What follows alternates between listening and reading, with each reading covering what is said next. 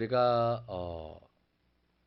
각자의 삶을 살아가다 보면 평생의 시간 가운데 정말 내 방법을 아무리 고민하고 또 내 머리를 아무리 굴리고 그리고 내가 쓸 수 있는 모든 수단과 방법을 써봐도 혹여나 지금 유행하고 있는 AI한테 도대체 방법이 뭐니? 라고 물어보아도 답이 나오지 않는 일들이 있습니다. 정말 몸부림쳐봐도 수없이 수만 번 한숨을 쉬어봐도 방도가 나오지 않는. 하지만 문제는 해결되어야 되는 그런 일들이 있죠. 그런 일들 다 겪어보신 적 있으신가요? 저 같은 경우에는 정말 이 교회를 맨 처음 세울 때에 그 고민들을 정말 많이 했던 것 같습니다. 내가 주위에서 주는 여러 가지 유혹들, 편하게 갈 수 있는 방법들, 그러는 중에도 내가 이 길을 과연 가야 될까?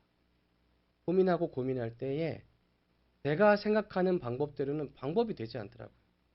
제가 가진 것도 없고 아무것도 없고 그렇다고 제가 무엇을 다른 누군가의 손길을 빌릴 수도 없고 그 막막한 가운데 할 수 있는 방법이 없었습니다. 그런데 이런 상황과 비슷한 한 사람이 있었습니다. 그 사람이 누구냐면 오늘 한 아버지가 등장합니다. 그 아버지에게는 아이가 있었는데 이 아이에게 귀신이 들린 겁니다. 온갖 수단과 방법을 써봐도 이 귀신이 떨어져 나가지 않은 거예요.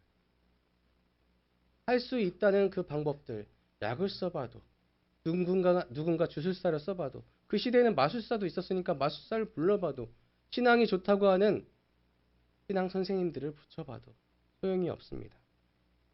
그런 그에게 오늘 예수님께서 말씀하시는데 뭐라고 말씀하시냐면 내가 믿음을 가질 수 있다면 내가 믿는다면 너는 좌절치 않고 굳건하게 서서 불가능한 일은 없음을 알게 될 것이다. 이렇게 말씀하십니다. 아멘이신가요? 이 말씀을 누구한테 주었다고요?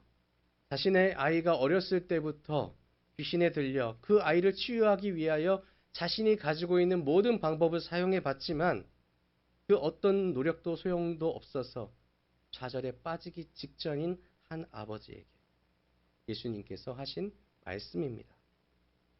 이 아버지는 예수님께 나아오기 전까지 하루하루 어떻게 보냈을까요? 정말 좌절. 왜 이것도 안 될까? 어떻게 하면 방법이 있을까? 정말 한탄과 희망을 갖기 위하여 부단한 노력을 했을 것입니다. 그래서 그가 가질 수 있었던 모든 방법을 써본 후에 그가 들렸던 소문 가운데 예수 그리스도가 기적을 행한다라는 소문을 들었을 것입니다. 그리고 그 소문을 듣고 이 방법이 내 유일한 방법이겠거니와 하고 찾아간 겁니다. 찾아갔는데 먼저 제자를 만났죠. 제자들 또한 어떻습니까? 귀신을 내보내지 못합니다. 저 같았으면 이 제자들 예수의 제자라고 하는데 귀신을 못 쫓아. 그럼 문제가 있는 거 아니야? 여기도 희망이 없는 거 아니야? 좌절했을 수 있겠지만 간절함이 더 크기에 예수께 나아오는 겁니다. 그래서 예수님께 나아옵니다. 근데 우리가 좀 생각해 봐야 되는 게 뭐냐면 왜 이 사람은 분명하게 예수님이 사역하셨을 때에 소문은 이미 온 유다 지역을 관통했다라고 했습니다. 수많은 사람들이 찾아왔다고 이야기했습니다. 그런데 왜 이 사람은 이제야 찾아왔을까? 입니다. 이 아이가 정말로 괴로움 가운데 위험한 처지에 있을 때까지 이 아버지는 어째서 아직도 예수님을 찾지 않았을까? 이 질문을 우리가 할 수 있다는 거죠. 왜 그랬을까요? 그것은 예수님을 향한 믿음이 없었기 때문입니다. 오히려 내가 할 수 있는 방법이 더 믿음직하고 내가 들었던 내용이 더 보함직했기 때문에 예수님 찾기보다는 가까운 방법들을 먼저 찾았다는 것이죠. 사실 우리도 그렇습니다. 예수님을 찾아가는 길보다 다른 길로 먼저 가는 것을 우선합니다. 제가 개척을 할 때 아까 말씀드렸죠. 막막할 때에 맨 처음 손을 벌리는 게 누가 될까요? 아는 사람들이죠. 아는 사람들한테 어떻게 해야 되냐라고 물어봅니다. 좀 도와줄 수 있느냐라고 물어보게 됩니다. 그런데 그 방법은 통하지 않았습니다. 계속해서 내 안에 있는 방법들을 찾아가는 것이 우리에게 익숙하다는 것이 우리에게 정말로 커다란 함정이라는 겁니다. 그래서 긴 시간 동안 힘들어하게 된다는 것이죠. 우리의 영은 분명하게 알고 있습니다. 예수님께 나아가면 예수님께서 우리에게 이러한 질문을 할 것인 것을 알고 있기 때문에 부끄러움 때문에 오히려 더 못 나가고 있을지도 모릅니다. 무슨 질문일까요? 너는 지금 나를 믿고 이 자리에 서 있는 것이냐? 이 질문을 당할까봐 혹시나 내가 그 질문 때문에 괴로워할까봐 양심에 찔릴까봐 우리의 방법대로 먼저 해결하기를 원하는지도 모르겠습니다.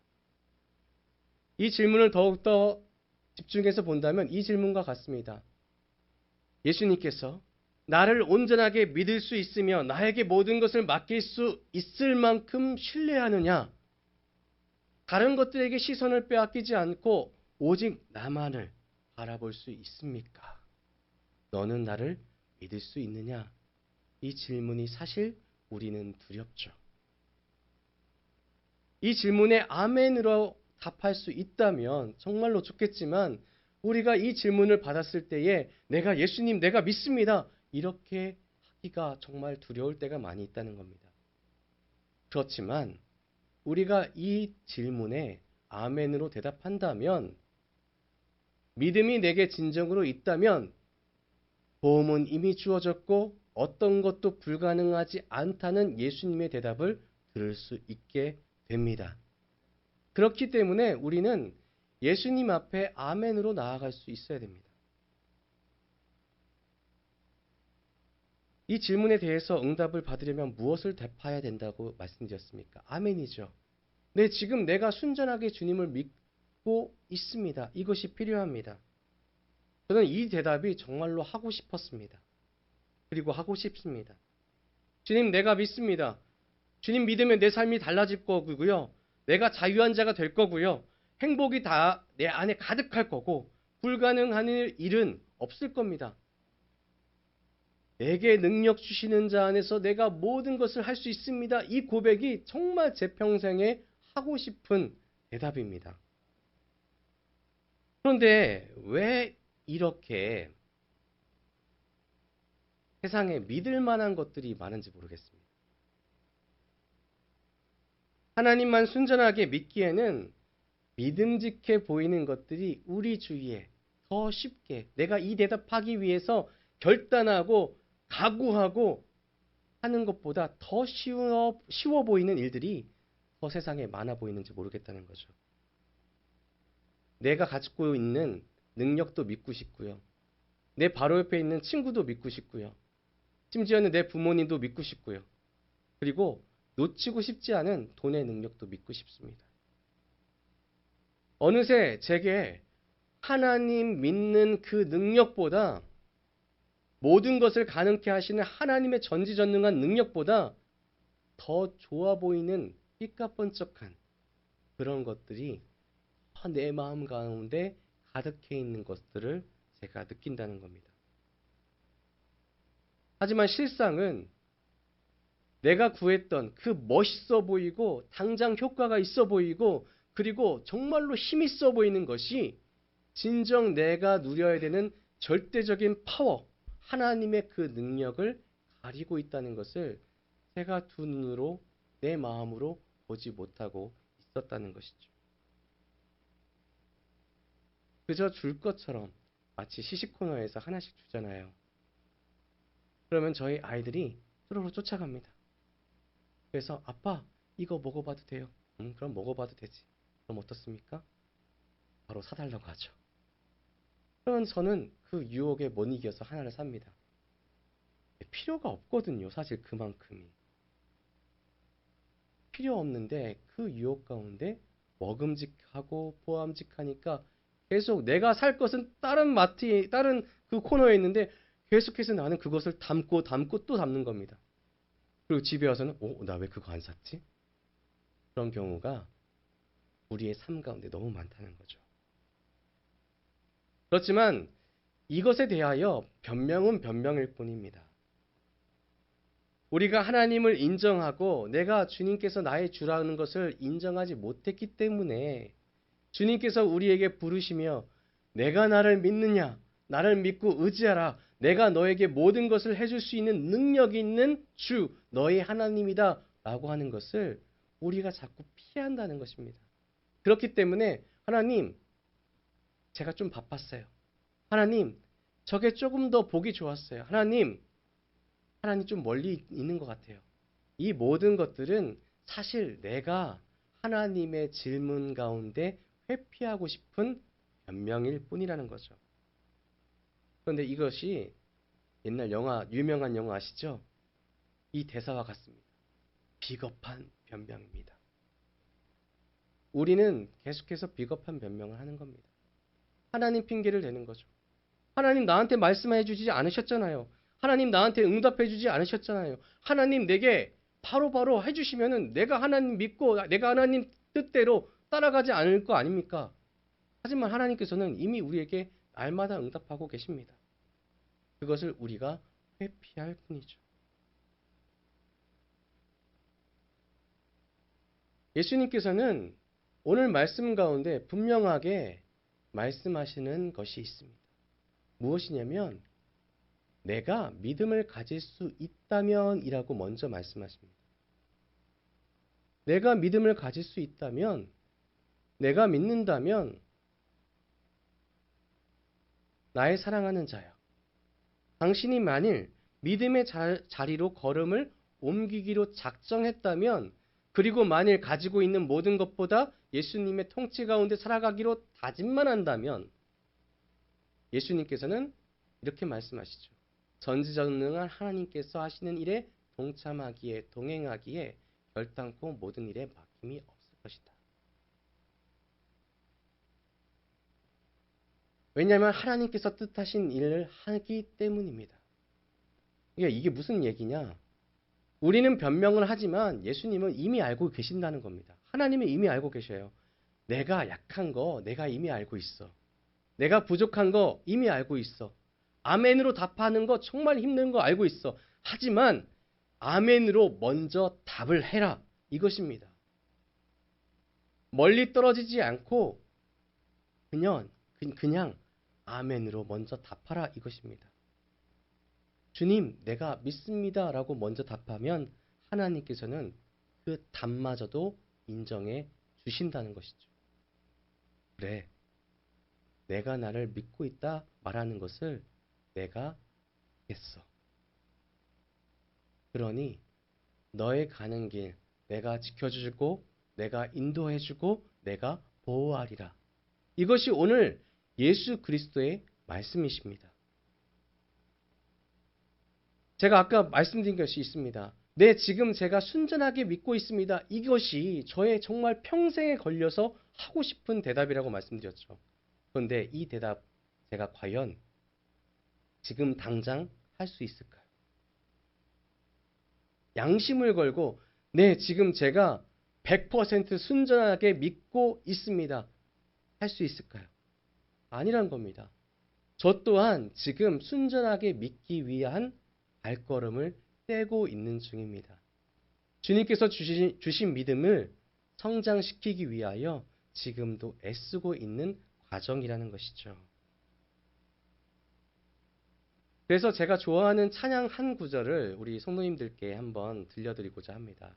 뭐냐면 전능하신 나의 주 하나님은 능치 못하신 일 전혀 없네. 우리의 모든 간구도 우리의 모든 생각도 우리의 모든 꿈과 모든 소망도 신실하신 주 하나님은 우리의 모든 괴로움 바꿀 수 있네. 불가능한 일 행하시고 죽은 자 일으키시니 그를 이길 자 아무도 없네. 주의 말씀 의지하여 깊은 곳에 금을 던져 오늘 그가 놀라운 일을 이루시는 것을 보라. 주의 말씀 의지하여 믿음으로 금을 던져 믿는 자에겐 능치 못함 없네. 주의 말씀 의지하여서 내가 아멘으로 답했을 때에 진짜 믿어서 베드로가 그물을 던졌을까요? 아닙니다. 방법이 없다 생각했으니까 어쩔 수 없이 던진 겁니다. 예수님의 음성을 듣고 그래 믿어볼까? 라는 생각으로 던진 겁니다. 하나님은 그렇게 던졌지만 응답해 주셨다는 것이죠. 우리의 신앙도 하나님께서 너의 믿음 약한 거 나도 알고 있어. 그러니까 먼저 아멘으로 답해라. 내가 그 믿음을 성장시켜 내 말을 들었을 때에 내 음성을 들었을 때에 어떠한 일이 일어나는지를 내가 내게 보여주겠다. 이것입니다. 그래서 나는 복음을 믿는 사람인가? 물어봤을 때에 두려운 마음을 가지고 있을 수 있습니다. 복음을 믿는 사람들이십니까? 복음을 믿고 계십니까? 사실 이 질문에 대해서 답하기가 너무 두려운 마음이 저에게도 생깁니다. 하지만 어떻게 하라고요? 아멘입니다. 우리 성도님들, 아멘입니다. 나는 복음을 믿는 사람인가? 아멘! 하나님, 나를 복음 믿는 사람으로 성장케 하여 주시옵소서. 그래서 주님께서 뭐라고 말씀하십니까? 나의 믿음 없는 것조차 구하라고 말씀하시는 겁니다. 그래서 아버지가 뭐라고 이야기해요? 주님, 내가 주님을 믿습니다. 나의 믿음 없는 것도 도우십시오. 나의 믿음 없는 것조차 도와주십시오. 그랬을 때에 주님께서 하시는 일을 내가 감당할 수 있습니다.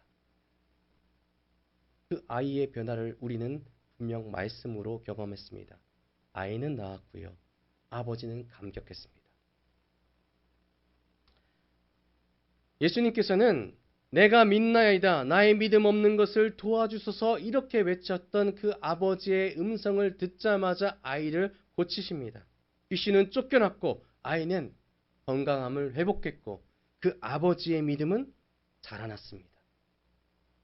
우리도 믿음을 가지고 있지만 주님 앞에 완전한 믿음을 가지고 있다라고 말씀할 수 있는 그 어떤 사람도 없습니다. 심지어 유명한 사도 바울도 유명한 베드로도 자신이 완벽하다라고 한 적은 없습니다. 그렇지만 주님께서는 어떻게 하십니까? 내가 그것을 인정하겠다라고 말씀하십니다.